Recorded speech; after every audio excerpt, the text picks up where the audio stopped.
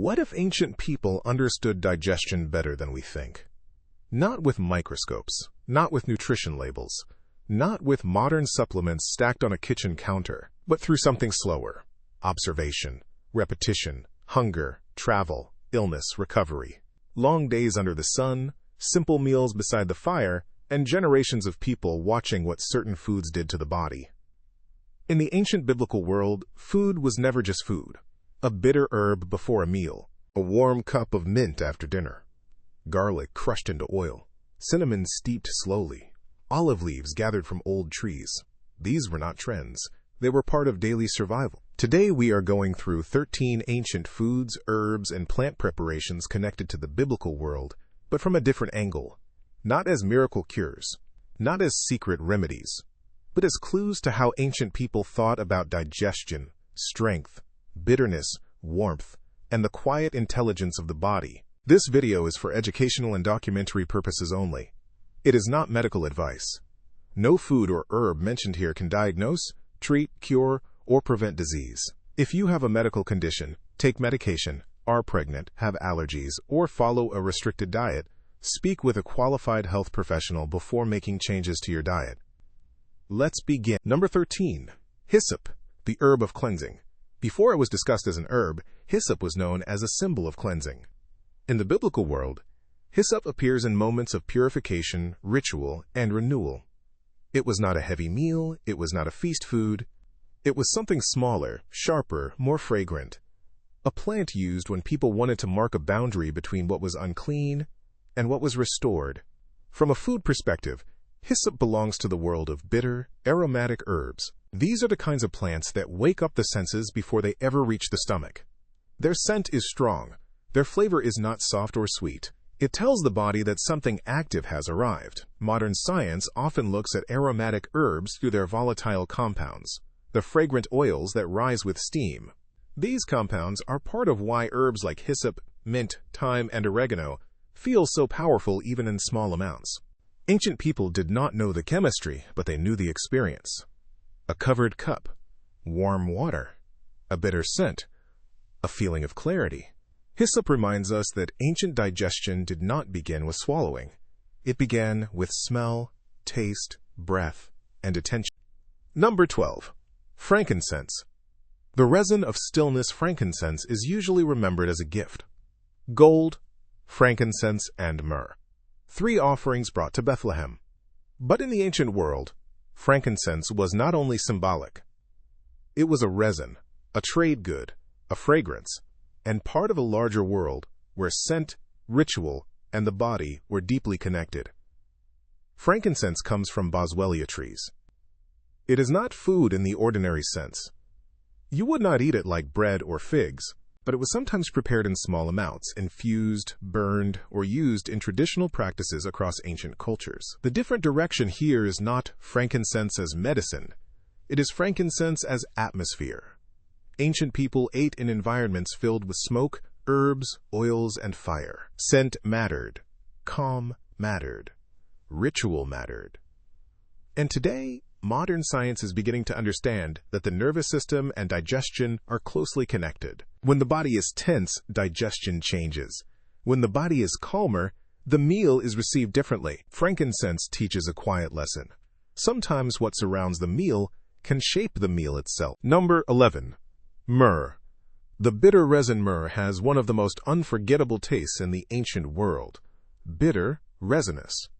Dry, almost severe. It appears in sacred oils, burial preparations, and ancient trade. Like frankincense, it was not a normal dinner food, but it belonged to the same world of plant resins that ancient people valued deeply. In this version of the story, myrrh represents something modern diets often avoid: bitterness. Today, food is designed to be instantly pleasing, sweet, salty, soft, easy. But ancient people did not remove every uncomfortable flavor from the table. Bitter plants and resins were part of how they understood the body. Bitterness signaled strength. It marked seriousness. It made the mouth pay attention. Modern digestive science has shown that bitter taste can activate receptors involved in preparing the body for digestion. That does not mean every bitter plant is safe for everyone. Some are powerful and require caution. But the broader idea is fascinating. Taste itself is information. Myrrh was not pleasant, and that may be exactly why people remembered it. Number 10. Cinnamon. The warm spice cinnamon entered the ancient world as a treasure. It traveled a long way before reaching the biblical lands. It was precious enough to be mentioned among sacred ingredients, and fragrant enough to become a symbol of beauty, desire, and richness. But cinnamon also tells us something about warmth. In ancient food culture, spices were not only about flavor. They changed the feeling of a meal. A simple drink became comforting. A bowl of grain became fragrant. A cold morning felt softer when warm spice entered the cup. Modern science studies cinnamon for compounds such as cinnamaldehyde and polyphenols. Some research has explored its relationship with blood sugar and metabolic health, though the evidence should be understood carefully and not treated as a cure. But beyond the research, cinnamon's ancient power is easy to understand. It made simple food feel alive. A stick of cinnamon steeped gently in warm water, a little spice near bread, a fragrance rising in a clay room before sunrise. Cinnamon reminds us that ancient eating was not flavorless. It was simple, but it was not empty. Number 9. Garlic. The food people remembered garlic. Appears in one of the most human food memories in the Bible. When the Israelites were in the wilderness, they remembered the foods of Egypt: fish, cucumbers, melons, leeks, onions, and garlic. That detail matters. They were not remembering rare luxuries. They were remembering foods with smell, moisture, sharpness, and comfort. Garlic was strong. It changed a meal immediately. Lentils became deeper. Bread became warmer. Oil became more alive. Modern science has studied garlic for sulfur compounds that form when it is crushed or chopped. One of the best known is allicin, which forms through an enzyme reaction after the clove is damaged. Ancient people did not know that word, but they knew crushed garlic was different from whole garlic. They knew its smell meant power. Garlic also represents memory. The body remembers food emotionally. A smell can take a person back to a place faster than words can. For the Israelites, garlic was not just flavor, it was Egypt. It was the life they left behind. It was complicated comfort. Number 8. Anise and cumin. The seeds after the meal. Some of the smallest foods in the ancient world were among the most carefully valued.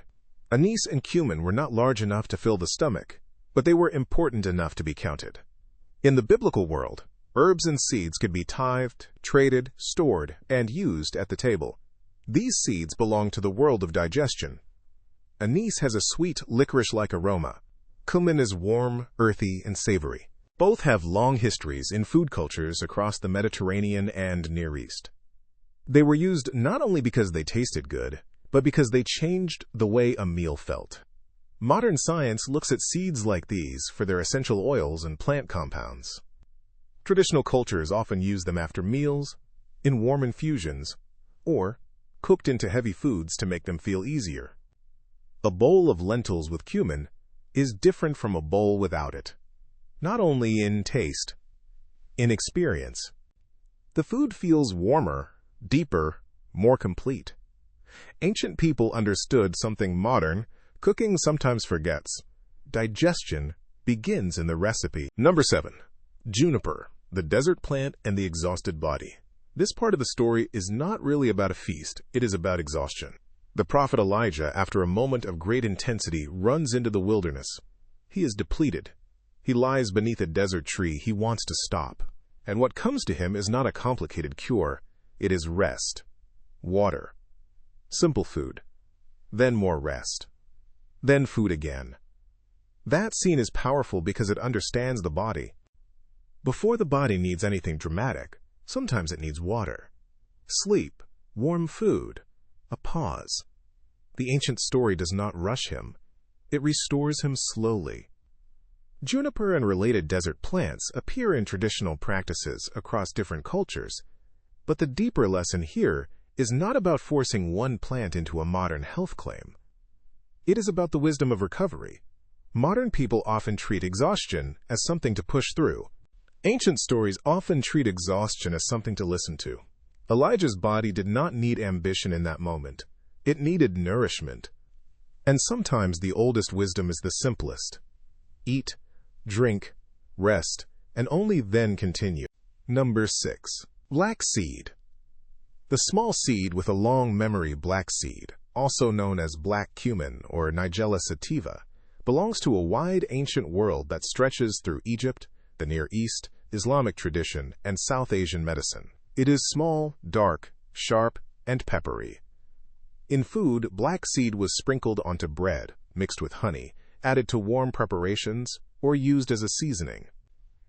It gave simple meals a bitter, spicy edge. Like many ancient seeds, it was valued because a little could change a lot. Modern science has studied black seed for thymoquinone and other compounds, especially in relation to inflammation and immune response. But for a safe documentary approach, the better framing is this. Black seed is one example of how ancient people paid attention to tiny ingredients. They did not need large amounts. They needed consistency. A seed on bread. A seed in honey. A seed carried from one generation to the next. Black seed reminds us that ancient food wisdom was often concentrated in small things. Number 5. Wormwood. The taste of bitterness. Wormwood is not a gentle plant. In the Bible, it becomes a symbol of bitterness, sorrow, and consequence. That tells us something important. People knew the taste. They knew how strong it was. They knew bitterness could become a metaphor for life itself. From a food and digestion angle, wormwood belongs to the family of bitter plants once used in very small amounts. In traditional systems, bitter herbs were often taken before meals to stimulate appetite and digestive readiness. But wormwood also teaches caution. Not every ancient plant is safe for casual use. Some herbs contain strong compounds that can be harmful in high amounts or for certain people. Wormwood is a perfect example of why ancient wisdom should be approached with respect, not blind enthusiasm. The lesson is not, take wormwood. The lesson is that ancient people understood bitterness as powerful. They knew taste could prepare, warn, awaken, and sometimes overwhelm. Modern food has nearly erased bitterness. Wormwood shows us what was lost when every meal became sweet. Number 4. Aloe. The plant of softness and severity. Aloe is a plant with two personalities. On the outside, it looks severe. Thick leaves, pointed edges, a desert plant built to survive dryness. But inside, it holds a clear gel, cool and soft. In biblical context, aloe appears in a sacred and emotional setting, connected with burial preparations and honor. In the wider ancient world, aloe was valued across cultures for the different substances found inside the plant. From a food perspective, aloe should be handled carefully. The inner gel has been used in some drinks and traditional preparations. The yellow latex beneath the skin is much stronger and can act as a stimulant laxative, which is not appropriate for casual or long-term use. That contrast makes aloe interesting. The same plant can soothe or irritate depending on which part is used and how it is prepared. This is one of the biggest lessons of ancient food knowledge. Preparation matters. The part of the plant matters. The dose matters. The person matters. Aloe reminds us that nature is not automatically gentle. It is intelligent, complex, and sometimes powerful. Number 3. Mint. The leaf after dinner mint is one of the easiest ancient herbs to understand. Even today, people drink mint tea after meals. They chew mint. They associate it with freshness, coolness, and comfort. That instinct is very old. In the biblical world, mint was valuable enough to be counted among tithed herbs. It was small, but it mattered. Mint's power is immediate. You smell it before you taste it. The cool aroma moves through the nose and mouth. A heavy meal suddenly feels lighter. A clay cup of warm mint tea after dinner feels like a small act of care. Modern science studies different mint species for compounds such as menthol or carvone, depending on the variety. Some mint preparations have been associated with digestive comfort, though not every form is right for everyone. People with reflux, pregnancy concerns, or certain conditions should be careful. But as a cultural food, mint is beautiful because it shows how ancient people ended a meal. Not with more heaviness, with bright. Number 2. Olive leaf. The forgotten part of the olive tree. Everyone knows olive oil, but fewer people think about the leaf. In the Bible, the olive tree is everywhere. The dove returns with an olive leaf after the flood. Olive oil anoints kings and priests. Lamps burn with olive oil. The Mount of Olives becomes a place of prayer and sorrow. The olive fruit and oil fed the ancient world. But the leaf also carried meaning. It was a sign of life after water, peace after destruction, green growth after judgment. Traditional cultures used olive leaves in various preparations, often as bitter infusions. Modern science has studied olive leaf for compounds such as oleuropein, though it should not be treated as a replacement for medical care. The more interesting lesson is this. Ancient people often used more of the plant than we do. Modern food systems extract one part, bottle it, package it, and forget the rest. Ancient people saw the tree as a whole world: fruit, oil, wood, leaf, shade, symbol. Olive leaf reminds us that food is not only the part we buy. It is the entire relationship between people and the tree. Number 1. Bitter herbs, the forgotten beginning of digestion. At the center of the ancient biblical table, there was bitterness. Bitter herbs were part of the Passover meal. They carried memory, the bitterness of bondage, the pain of suffering, the taste of a hard history that should not be forgotten. But bitter herbs also belong to an old digestive logic. Before the meal, bitterness wakes the mouth. Saliva begins. The stomach prepares. The body receives a signal. Food is coming. Modern science has found bitter receptors not only on the tongue, but in other parts of the digestive system. This does not mean bitter herbs are magic, but it does suggest that ancient food traditions were paying attention to something real. Chicory, endive, bitter lettuce, horseradish, wild greens. These foods were not designed for comfort. They were designed for memory and preparation.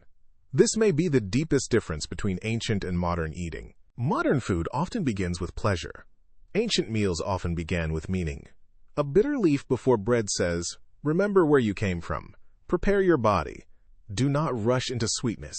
Do not forget that nourishment is sacred because hunger was real." And when we look back at all 13 foods, a pattern appears. Hyssop cleansed the senses. Frankincense changed the atmosphere. Myrrh taught bitterness. Cinnamon brought warmth. Garlic carried memory. Anise and cumin helped shape digestion. Juniper reminded the exhausted body to rest. Black seed showed the power of small things. Wormwood warned us to respect strong plants. Aloe taught preparation. Mint brought comfort after the meal. Olive leaf remembered the whole tree. Bitter herbs awakened the body before food. The ancient world was not perfect. It was harsh, uncertain, and often dangerous. But people watched the body closely because they had to. They noticed how food felt, how herbs changed a meal, how bitterness prepared digestion, how warmth comforted the stomach, how rest was sometimes as important as nourishment. Modern science gives us new words for these old observations: volatile oils, polyphenols, bitter receptors, prebiotics, digestion, metabolism, nervous system regulation. But the wisdom itself is older than the words. Maybe the lesson is not that we should copy the ancient world exactly. We cannot. And we should not reject modern medicine or professional care. The lesson is gentler. Eat slower. Notice more. Respect simple foods. Do not remove every bitter taste from life. Let herbs be more than decoration. Let meals become moments again. This video is for educational and documentary purposes only. It is not medical advice. No plant, herb, food, tea, resin, or traditional preparation mentioned here can diagnose, treat, cure, or prevent disease. Always speak with a qualified health professional. If you have medical conditions, take medication, are pregnant, have allergies, or are unsure whether an herb or food is safe for you. If this quiet journey through ancient food, biblical history, and modern science gave you something to think about, subscribe for more slow documentaries like this. Leave a comment telling us which ancient food surprised you most, and share this video with someone who still believes that the old world may have left us more than stories. Maybe it left us a table, and maybe we are only now learning how to sit at it again.